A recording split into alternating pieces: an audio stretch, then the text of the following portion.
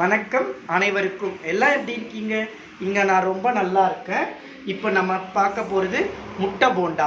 அதுக்கு தேவையான இன்க்ரீடியன்ட் கடலை மாவு 1 கப், 2 ஸ்பூன் அரிசி மாவு, 1/2 ஸ்பூன் மிளகாய் பொடி, 1/4 ஸ்பூன் பெருங்காயம், தேவையான அளவு உப்பு, 1/4 ஸ்பூன் கரம் மசாலா, 1/4 ஸ்பூன் கரம் மசாலா, கொஞ்சமாக ஓமம் எடுத்து கையால் இந்த மாதிரி க்ரஷ் பண்ணி வச்சுருக்கேன். 1 பிஞ்ச் ஆஃப் சோடா உப்பு, ஒரு 2 முட்டையை எடுத்து நல்லா பாயில் பண்ணி அது 2ஆக கட் பண்ணி அதுக்கு மேலே பெப்பர் போட்டு வச்சுருக்கேன். அது பத்தாது அப்படின்றதுக்காக ஒரு ப்ரெட்டை எடுத்து 2ஆக கட் பண்ணி வச்சுருக்கேன். இந்த ப்ரெட் பஜ்ஜியும் போட போகிறேன். இதுக்கான பேட்டர் நம்ம ரெடி பண்ணிக்கலாம். பொரிக்கிறதுக்கு தேவையான அளவு ஆயில். இப்போ பாருங்கள், அடுப்பை ஸ்டார்ட் பண்ணி ஆயில் ஊற்றிட்டு நம்ம தேவையான பேட்டர்ஸை போட்டுக்கலாம். நம்ம ரெடி பண்ணிக்கலாம், பேட்டர்ஸ் ரெடி பண்ணலாம். பாருங்க, இங்க பாருங்க, கடலை மாவு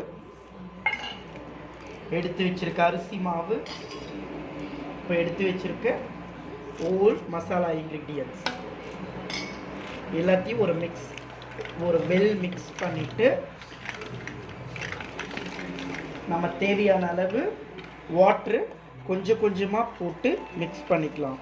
இது வந்து ஒரு இட்லி மாவு கன்சிஸ்டன்சிக்கு இருந்தால் போதும்.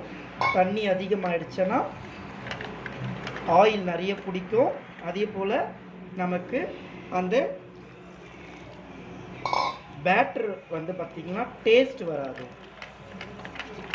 நமக்கு அந்த மேலே இருக்க லேயரும் டேஸ்ட் வரணும், உள்ளே இருக்கிறதும் டேஸ்ட் வரணும்னா நம்ம வாட்ரு ரொம்ப பர்ஃபெக்ட் கன்சிஸ்டன்சியோடு தான் இருக்கணும். கொஞ்சம் அதிகமாயிட்டாலும்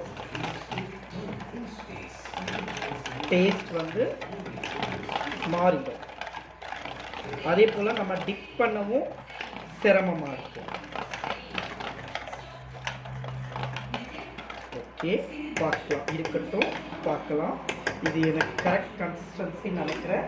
இங்கே பாருங்கள், இட்லி மாவு பேட்டர் இங்கே பாருங்கள் கரெக்டாக இருக்கு, ரொம்ப பர்ஃபெக்டாக இருக்கு. ஆயில் சூடாகட்டும், நம்ம இப்போ பொரிச்சு எடுத்துக்கலாம்.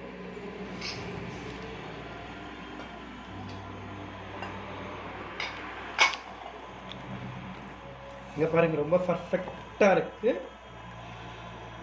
இதுக்கு உங்களுக்கு தேவையாக இருந்தால் ஜிஞ்சர் கார்லிக் பேஸ்ட் ஆட் பண்ணிக்கலாம். தேவையில்லாதவங்க அதை ஸ்கிப் பண்ணிக்கோங்க. இதில் பார்த்தீங்கன்னா நமக்கு கேஸ்ட்ரிக் ப்ராப்ளமே க்ரியேட் ஆகாது. பிகாஸ் நம்ம இதில் வந்து ஓமமும் அண்டு பெருங்காயமும் ஆட் பண்ணுறதுனால நமக்கு அந்த எந்த இஷ்யூஸும் வராது.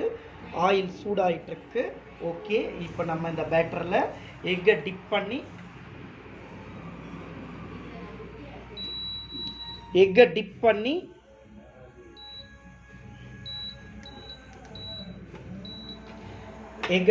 இப்போ போட்டு காட்டுறேன் பாருங்கள். இங்கே பாருங்கள், ஒரு எக்கை டிப் பண்ணிவிட்டேன். இங்கே பாருங்கள், இப்படி பண்ணிக்கோங்க. ஓகே, கரெக்டாக ஆயில் கரெக்டாக சூடாக இருக்குது பாருங்கள். போட்டதும் கரெக்டாக இருக்குது. நெக்ஸ்ட்டும் போட்டாச்சு, 2ஆவதும், நெக்ஸ்ட்டு 3ஆவது. இப்படி நல்லா ஃபுல்லாக டிப் பண்ணிக்கோங்க. எக்கு முழுகிற அளவு. எங்கேயாச்சும் ஒரு ஓரத்தில் லைட்டாக எக்கு நீங்கள் டிப் பண்ணாத விட்டுருந்தாலும் பார்த்தீங்கன்னா தெரிக்கும். ஸோ ஆயில் தெரிக்கும், பார்த்துக்கோங்க. இதை பாருங்கள், ப்ரெட்டையும் அழகாக இந்த பேட்டரில் டிப் பண்ணி அதையுமே நம்ம சேர்த்துக்கலாம். இங்கே பாருங்கள், இதையும் ஒரு சைடு போடுறேன். நமக்கு பிளேஸ் இருக்கிறதுனால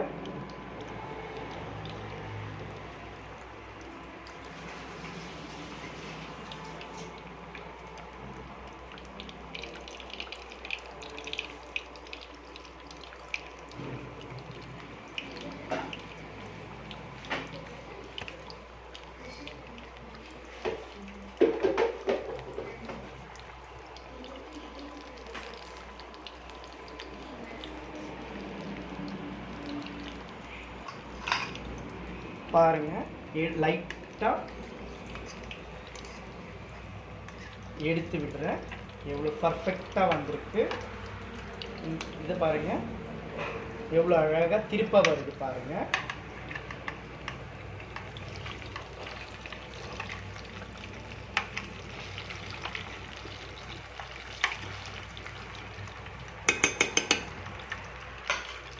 பாருங்கள் ஃப்ரெண்ட்ஸ், அழகாக வந்துட்டுருக்கு நம்மளோட முட்டை போண்டா.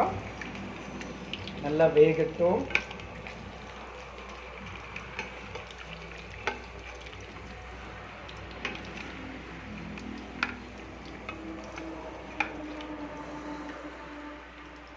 ஓகே ஃப்ரெண்ட்ஸ், இது போல் நீங்களும் வீட்டில் உங்களுக்கு தேவையான ஸ்நாக்ஸ்